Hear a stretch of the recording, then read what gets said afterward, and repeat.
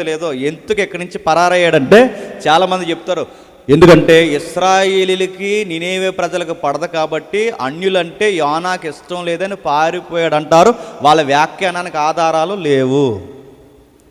అది కాదు right explanation. అంటే సరి అయిన వివరణ ఏంటంటే, ఇదిగో ఈ దేవుడు ముందు క్షమిస్తాడు, ముందు శిక్షిస్తానంటాడు, తర్వాత క్షమిస్తా అంటాడు. ఆయన బాగానే ఉంటాడు, చెప్పండి, వీళ్ళలో బాగానే ఉంటారు, మధ్యలో రాసి పెట్టుకొని ఇంత బల్లగుద్ది ప్రసంగం చేసి నేను ఏమైపోవాలి, ఇలాంటి సేవ చేసి కన్నా పారిపోవడం బెటర్ అని ఫిక్స్ అయ్యి. అంటే ఈయన వాళ్ళు ఏమన్నా మారితే జాలి పడిపోతాడు. ఈయన జాలిగల దేవుడు, కృపగల దేవుడు, ఇలాంటి సేవ చేసి కన్నా పారిపోదామని తర్షీసు వాళ్ళు ఎక్కాడట. ఏ వాళ్ళు నడుతున్నాను, ఆ వాళ్ళు ఎందుకు ఎక్కాడు, ఏదో ఒక వాడు ఎక్కొచ్చుగా. తర్షీసు వాళ్ళు ఎందుకు ఎక్కాడు, ఏదో ఒక వాడే పారిపోవడానికి, ఏ వాడో లేకపోతే ఏదో ఒకటి ఎక్కొచ్చుగా. తర్షీసు వాడే ఎక్కాడు, పైగా కిందకు పోయి ఎందుకు నిద్రపోయాడు.